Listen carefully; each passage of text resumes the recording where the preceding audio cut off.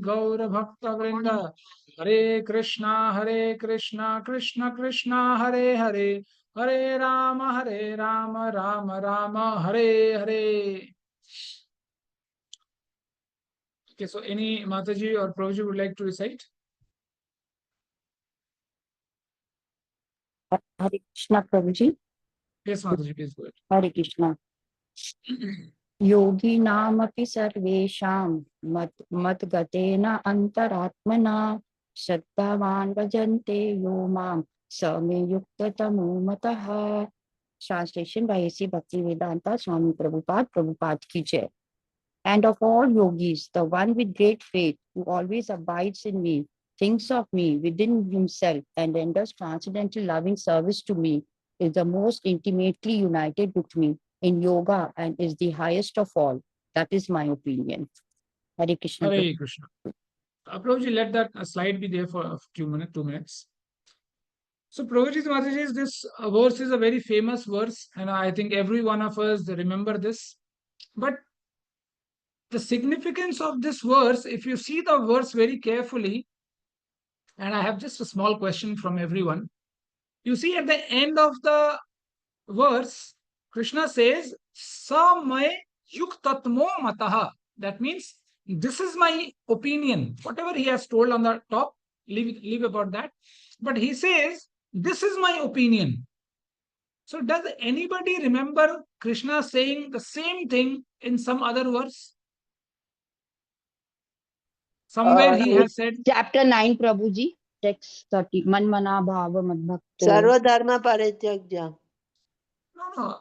Leave about the actual content, Mata. In those words, he has told that what we have to do. Sarva dharman pratyajya, and manmana bhav madbhakto madhyaji mam namaskuru, all those things. But I'm talking about the last part of the verse. Just see, it is said that sa me yuktatmo mataha. That means what you are doing, that is correct according to Krishna's opinion.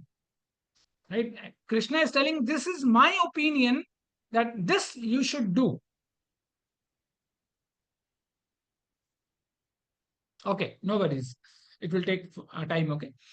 So if you have the book handy, please turn the pages and go to chapter 12, verse number 2, second verse, where Krishna tells the same verse, but in a different format.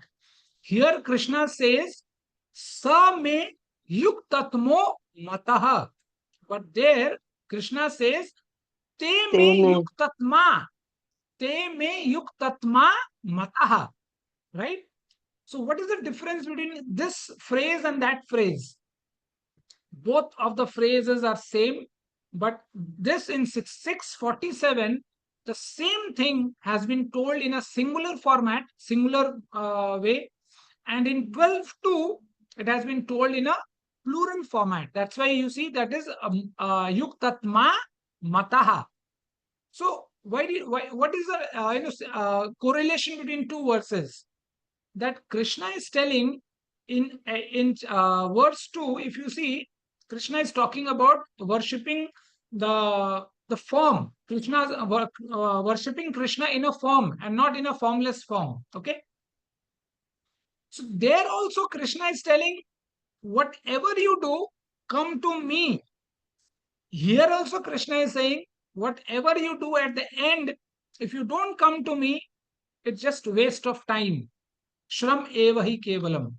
That's why whether it is in a singular format or a plural format, Krishna is talking about just only one thing that we have to do after doing all these sort of things. Whether you, that's what Srila Prabhupada writes in the purport. Whether whatever format of yoga you do, whether it is Dhyana-yoga, Jnana-yoga, Hatha-yoga, Laya-yoga, whatever you do, all these yogas are just facilitate for us to do bhakti. That's why Prabhupada starts writing the purport with a very good thing, that he catches this word bhajate, and he says that this word bhajate comes from the root of this word is bhaja. That means doing service to Krishna. And how do you serve Krishna, or how do you serve anyone? whether in our material life also, how do you serve anyone? Do you serve? There are two ways of serving, right? One is with love, and one serving is under pressure. In offices, we serve under pressure, but at our home, we serve with love. And a mother serves her child, cooks chapati, cooks curry with love. That's what Srila Prabhupada writes, that if you serve Krishna, you have to serve with love and faith. Because only with these qualities, your serving will be, Krishna will accept your servings. Otherwise, there is no, we don't have anything, with the scrap body, with the smelling body, we don't have anything as such that we can give Krishna. That's why in one of the lectures I heard that when Gajendra was offering the lotus to Lord himself, when Lord came running, then someone asked that, hey, see this lotus that grows in the muddy water, he is offering that. So Krishna says, no, don't worry about that, because these material people have that lotus is the utmost thing that these material people have. That's why Srila Prabhupada writes that when we serve Krishna, we have to serve with love and faith. And then Srila Prabhupada writes the consequence that if you don't serve Krishna, as in Srila Prabhupada quotes a Srimad Bhagavatam verse, that if you don't serve Krishna, 100% that you will fall down from your constitutional position. Because whatever you do, whether you do that Ramdev Baba Wala yoga, or you do Dhyana-yoga, or you study scriptures and whatnot, Krishna says, Aham yogasya sankhasya satasya ritasya tejasa parayanam dvijasreshta shriya kirti damasya cha.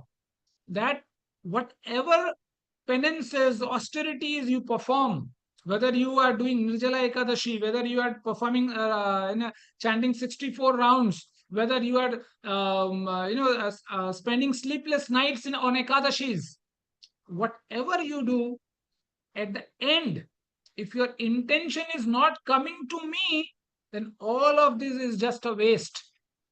That's why Krishna says that very, very similarly, that if you see the rivers flowing in our nation, how calm the river is, how aggressive the river is, how deep the river is, how dense the river is, doesn't matter.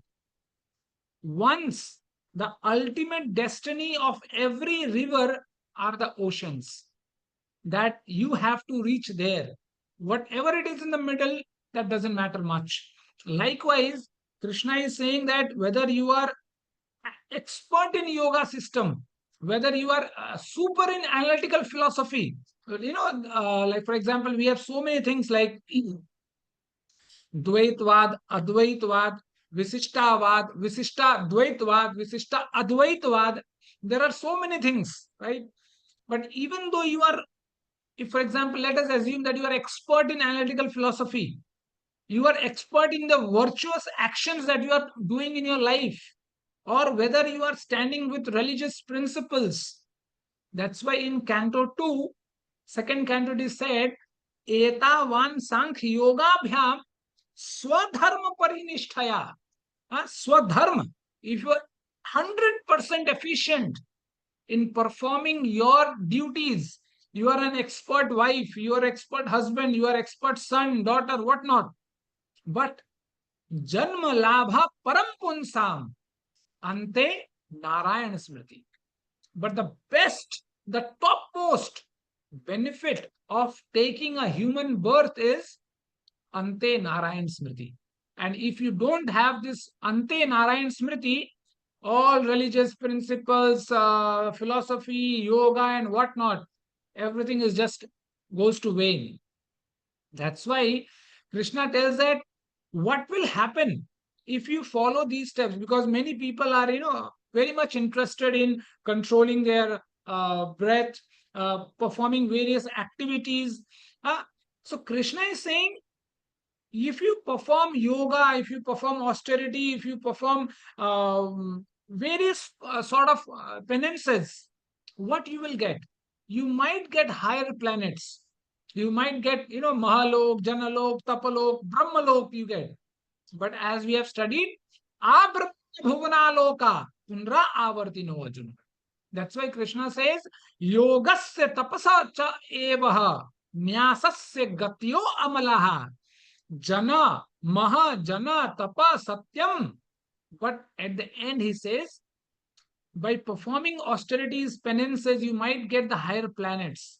But bhakti yogasya mat gati, by performing bhakti, you will come to me, and there is no other way. That is why in Bhagavatam, a very beautiful verse has been talked about. In that it is said that whatever duties or actions you are doing in your life, all are very good. But what are they meant for? They are meant just for facilitating your mind, so that our mind goes on the platform of such a platform where we can concentrate our mind on Krishna's various leelas, various topics which talks about Krishna. And that is the ultimate, gain for human birth. But apart from that, whatever you do, you will get sukriti, you will get benefit, profit. But the ultimate profit that we are here to take, that is Krishna Bhakti, that we will not get. And that is what Krishna is telling here, Shraddhavan bhajite yo mam. That once if you serve me with Shraddha, then only you will be able to come, because this is my opinion, that with Bhakti only you can come to me. There is no other path. That's why he says, Sa me yuktatmo mataha. That is my opinion.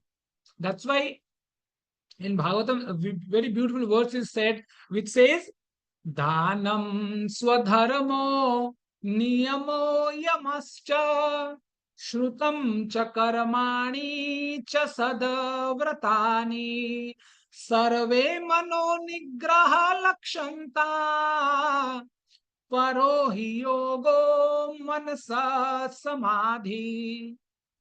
That whether you do charity, whether you do your responsibilities 100%, whatever you do, whether you hear the scriptures or your character is very good, everything is good.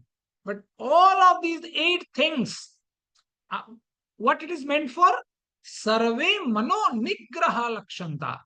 They are just meant for making your mind disciplined.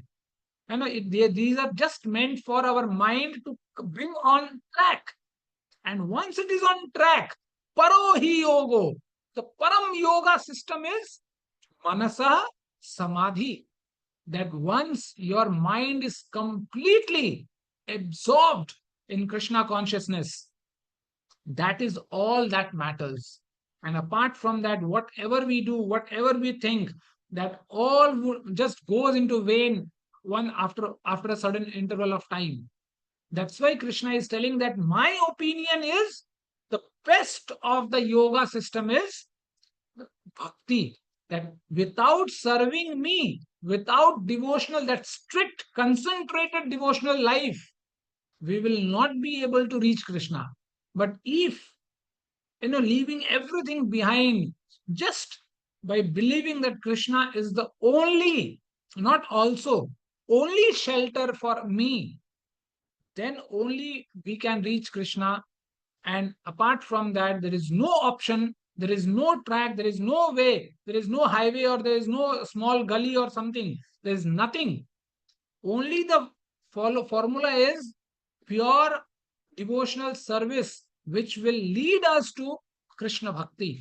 For example, today, if I take the example of Ekadashi, I have taken so many classes on Ekadashi, and I get hundreds of questions on what? Prabhuji, can we eat kuttu ka dana? Prabhuji, can we eat sabu dana? Can we eat mungfali ka dana? There are so many questions on eating, but there are no questions on, Prabhuji, can I chant 64 rounds today? Prabhuji, can I do kirtan till 12 o'clock night? Can I read this canto? Can I read this thing? Can I can I do this stuti? Can I sing these Vaishnava bhajans? Can I? These questions I have never heard in my life. Till date, I have never heard. But I have heard so many questions, whether this needs to be eaten, whether that to be eaten, whether this to be done, whether what to cook and what not. And in fact, nowadays we are having Ekadashi recipe book also, that what all things we should eat. That's why, when I was in Hyderabad, so people knew that I used to give class, because at that very, Aarti time, my class would be there at 6:45 Hindi. So one day, a boy told that, Prabhuji, it is your mistake. You type of people have ruined the system. I told, boss, what I did? He told, you guys preach. You say that on Ekadashi you should not, you should not eat grains. But you guys never say that Ekadashi is not for eating, not only grains, but for eating less. That's why on the Ekadashi day, we eat double the amount that we eat in normal days, just because of Ekadashi is there. This is not austerity. This is not penance. This is, means irony on the name of penance and austerity. That's why in 2021, when I was in Vrindavan for around 5 months, so at that time we never had proper cooking arrangements and all those things. So there is a Gaudiya Mutt where we used to go for a lunch. Believe me, means havoc it is. If 500 people are coming in normal days, on Ekadashi they used to come like 2,000 people, and they used to get fed up, means by getting the arrangements done. So Ekadashi is also not meant for eating. It is meant for austerity. It is meant for, eat less, do more bhajan.